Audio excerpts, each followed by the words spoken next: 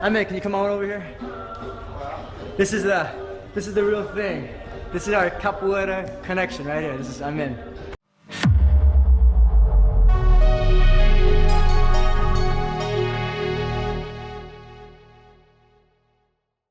Hey guys, got a really great guest for you today. Capoeira master, Mestre Amen Santo. A lot of you might recognize him as Mark Dacascos' instructor in the film Only the Strong. He was also his real world instructor as far as teaching him capoeira. So this is a really fun interview. I think you guys will quite enjoy it. And I've got to give a special shout out to Luis Esteban, who hooked me up with Mestre Amen. A lot of people ask, hey, how do you get all these great guests? Well, a lot of it just comes from word of mouth. So, for example, I had Sheldon Lettich on the channel who put in a good word, and he got me Luis Esteban who put in a good word, and he got me Mestre Amen Santos. So one guest leads to another, and this is just another part of that deep dive into the world of Only the Strong and Capoeira. Check out this playlist, by the way. There's so many Only the Strong related content. I mean, I got Pauco Prieta, Mark Dacascos, of course, Sheldon Lettich, Luis Esteban, and now Mestre Amen. In the second part of this interview, we're going to talk more about Only the Strong, but this is really just kind of giving you a lot more insight and information about capoeira in this first part. One thing that I'm not aware of, and I know a lot of people would be curious, like, is there a sort of ranking or belt system like traditional martial arts? It is. We call that corda or cordel, which is a rope, and there's different levels. Like in our schools, we started green, then go green, yellow. It's equivalent to the Brazilian flag Okay. colors, right? Mhm. So green, yellow, blue, and white. So it depends what level you are. You keep mixing the color. So you have, like the green belt is the entry point. Then the green yellow is the second. Then half green, half yellow is just the third belt. Then you go on yellow, and you keep combining different ways until you get to uh, mix green white, mix yellow white. I mean braided, right? Braided, and then you lose all the colors and you go just white. White is the last one. Oh, so it's like the opposite of most martial arts. So you Yeah, end at the white it's belt. opposite. It started with something, you ended with nothing. So Oh, that's it interesting. is really about not hold on to possessions, but really understand that there's a journey. And Hmm. then when you get to that level of expertise, so you really now is ready to let everything go and be in that beginner's mindset again. Oh, that makes a lot of sense because I've always thought with traditional martial arts, and I'm a martial artist myself, Mhm. that the black belt in the traditional martial arts is really the beginning, right? So it kind of sounds very similar to capoeira as well. The Yeah, mindset's like that's the real true beginning.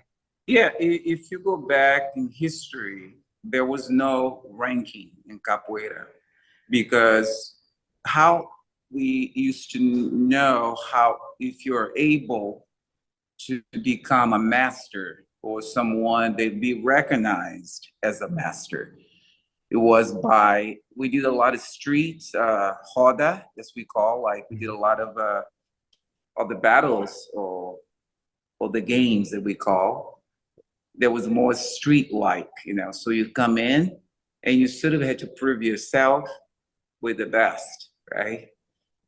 So you go against the best, and when you're playing certain level and when you're able to hold your own, that's when people acknowledge you as one of them. Okay. But you guys aren't actually hitting each other, are you? You're just Yeah. dancing in front. You are hitting each other? Well, yes, that's the thing about capoeira. Originally, capoeira was used to fight against slavery. Mhm. So because of the situation during slavery, capoeira was disguised as a dance. So a lot of times when you see people doing acrobatics, doing movements, they're practicing skills, Mhm. but they're not really connecting, uh, fighting. So even today, people they are very confused about capoeira because capoeira is so well disguised that you can sometimes you cannot even see the danger behind it. Yeah, because I want to talk about and better understand like the real world self-defense applications because that's what it was created for, and then it was designed and hidden as a beautiful dance. And so Mhm. most people won't take it serious as far as no, this stuff can actually protect you in real life. Well, that's the thing. I guess people there, when you talk about fighting, they have to be stiff, they have to be rigid, you know. If you let's go back to boxing, okay? Like Muhammad Ali, why he was so effective? Because he was a great dancer. Hey, float like a butterfly. Yeah, great dancer. Good You know, movement. he was a great dancer, and people took that for granted, and boom, you're down. Mm, You know, look Bruce Lee. He was incredible dancer. true. So there's elements of relaxation in capoeira that people cannot see, but there's a lot of power behind it. So Mm, I really believe when you can, if I see something coming, I can do something about it. But if I have no idea what's gonna happen because somebody's loose and playing, all of a sudden, boom, so you got caught by surprise, right? yeah. As far as the martial arts aspect, so you guys only kick though, right? There's no actual hand movements for striking. Well, we do elbows, we do fists, Elbows, back fists. Okay. the back fist, we do palm of hands. We don't do the traditional boxing, but there are elements of hands that we use as well. Hmm. Uh, but again, when you see in a setting that people are demonstrating capoeira, typically they don't show the combat part of it. A lot of the movements that would be very direct, like breaking the leg, going through the throat, poking the eyes, elbow to the throat. They're we have all this, but we don't. When people see going so fast, they don't see it because that's the whole point. You don't want to show what you're gonna do. Yeah, that makes sense. That makes Mhm, sense. mhm. So when you see the capoeira guys and girls doing the movements and the techniques in front of each other, like you and Mark Dacascos, for example, near the beginning of Only the Strong, that's considered your sparring, right? No, that's not sparring. That's not sparring. No, not at all. What we were doing in the beginning, if you watch the movie again, we are practicing skills. So you're practicing speed, we are practicing balance, we are practicing, there was more the disguise things that we do. So it wasn't actually a combat. But when you see Mark Dacascos actually in action, uh, fighting, he's doing all the capoeira movements.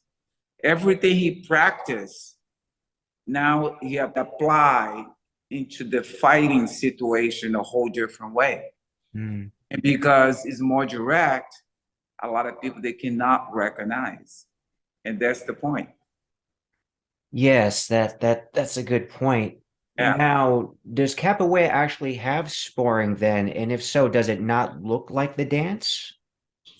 Well, you can mix both. That's the interesting thing. I can be being playful, but trying to make you believe something, but then I'll do something else. So it's really creating that space where you have that advantage.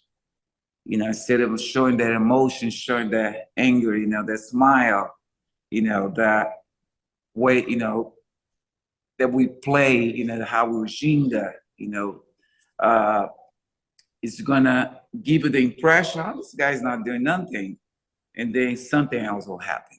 Hmm. Yeah. I want to ask you this. Yes. You look really good as far as healthy, young.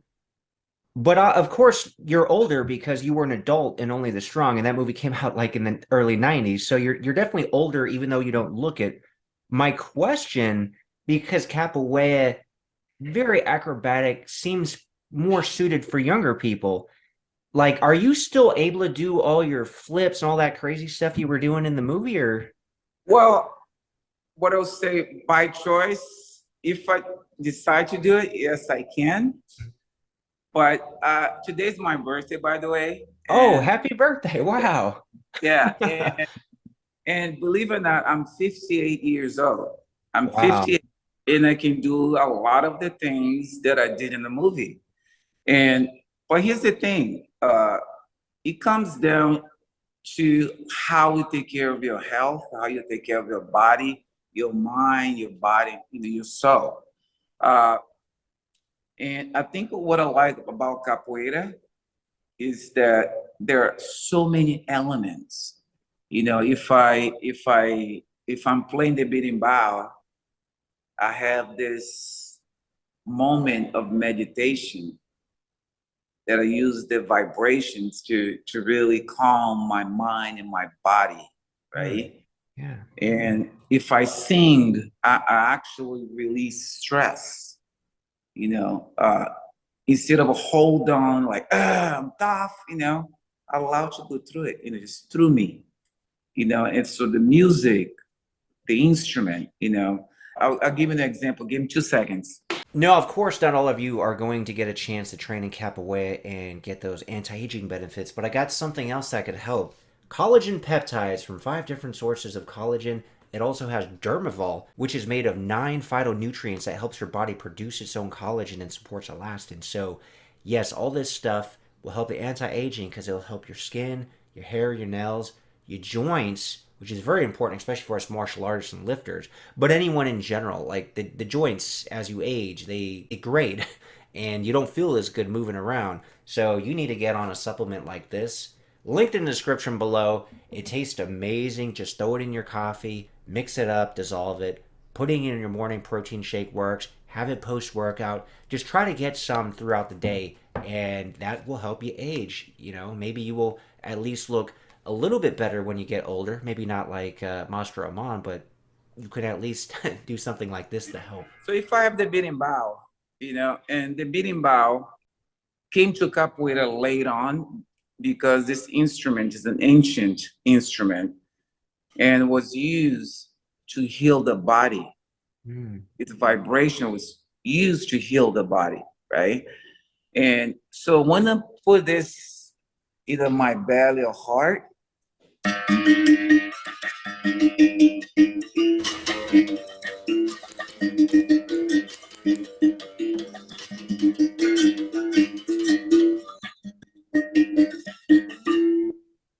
so people they say, oh, it makes sounds, right? It was just doing music, but there's this connection that vibrates inside of me that makes me relax, that makes me whole.